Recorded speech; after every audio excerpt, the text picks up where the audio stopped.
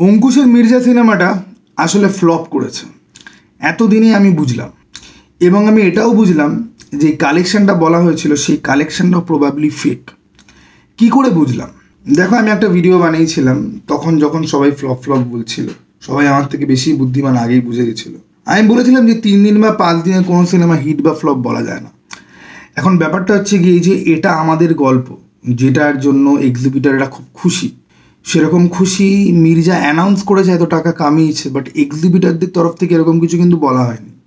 এবার এক্সিবিটার হচ্ছে কি, তারাই যারা সিনেমাটা লাগায়, তাদের হলে চলছে, তাদের একটা কস্টিং রয়েছে। আমি প্রডিউসারের থেকে এক্সিবিটারকে বেশি বিশ্বাস করব। আর এইখানে আসে হচ্ছে কি একটা অঙ্কের হিসাব।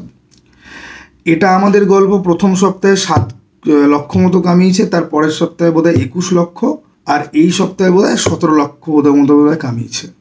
3 সপ্তাহে সিনেমাটা 45 লক্ষ অব্দি গেছে। আর অঙ্কুশের সিনেমা প্রথম 2 সপ্তাহতে নাকি 1,21,00,000 কামিয়েছে।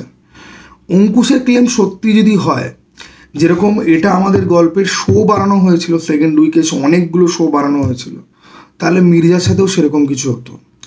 মির্জা 5 নম্বর উইকে মাত্র 8,000 টাকা কামিয়েছে, 8,000, নট ইভেন 10,000, মাল্টিপ্লেক্স থেকে। অবশ্যই এই অ্যামাউন্টগুলো মাল্টিপ্লেক্স থেকে। আমি বিশ্বাস করি না যে মাল্টিপ্লেক্সে যত আর্ন করে তার থেকে এক্স্যাক্টলি 2 গুণ বা 3 গুণই আর্ন করতে পারে বাকি লোকাল মাল্টিপ্লেক্স আর সিঙ্গেল স্ক্রিন থেকে, এটা আমি বিশ্বাস করি না। কিন্তু আমি একটুখানি ব্যাক ক্যালকুলেশন লাগাই।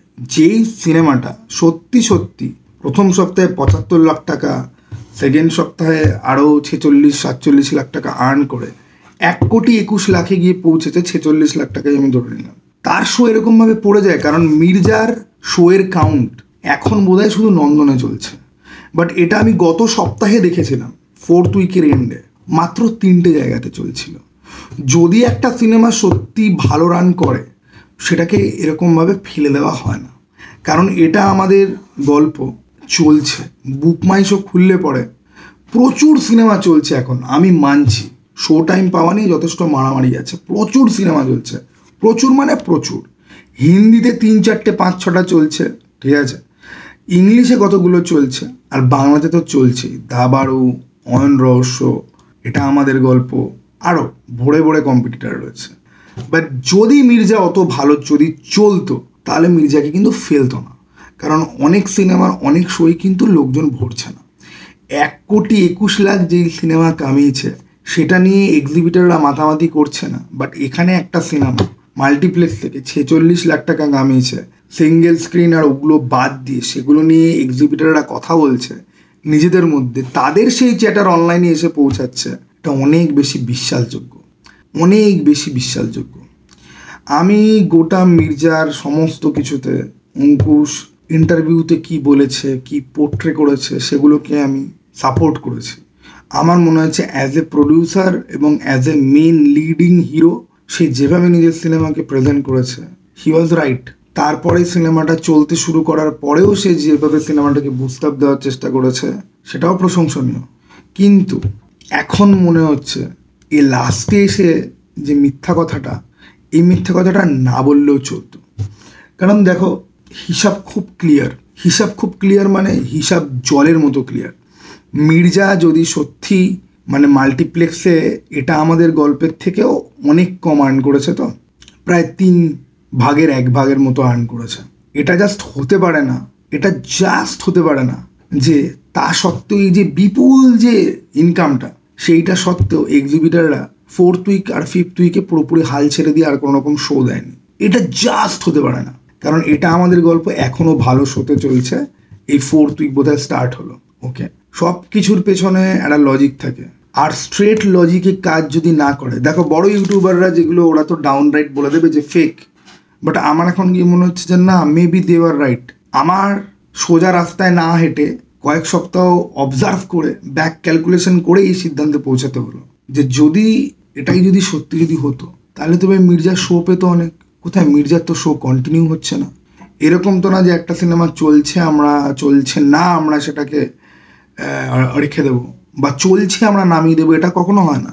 যদি মির্জা ভালো যদি চলতো, নয়ন রহস্য আর দাবারু বলে যে সিনেমাটা এসছে, সেগুলো শো কাউন্ট নিয়ে কিন্তু মারামারি হতো, লোকজন ছাড়তে চাইতো না, এক্সিবিটাররা সহজে ছাড়ে না। ঠিক আছে, বাট নোপ। তো it is a clear evidence kind of, Ankush যেটা দাবি করছো সেটা কাইন্ড অফ ফলস। আর 1,21,00,000 টাকা 2 সপ্তাহে কামিয়েছে, ফাইনাল রান কত হয়েছে অঙ্কুশ আর জানায়নি, অঙ্কুশ আর পোস্টও করছে না। আমি অঙ্কুশের মনের অবস্থা বুঝতে পারছি, কিন্তু মির্জা কেন ফ্লপ হয়েছে তার পেছনে দুটো বড় কারণ। এক, মির্জা সিনেমার গল্প ভালো না, আর 2, সিনেমাটা অতিরিক্ত বড়। এরকম সিনেমা দেখতে যাওয়ার প্ল্যানিং করাই খুব প্রবলেম, যেটাতে 3 ঘন্টা সময় দিতে হবে, প্লাস উৎপটাং টাইমে শো পড়েছে, বাজে বাজে টাইমে শো পড়েছে, পসিবল না। একটা 2 ঘন্টার সিনেমা দেখে আপনার বাড়ি 1 ঘন্টার মধ্যে ফিরে আসতে পারবেন।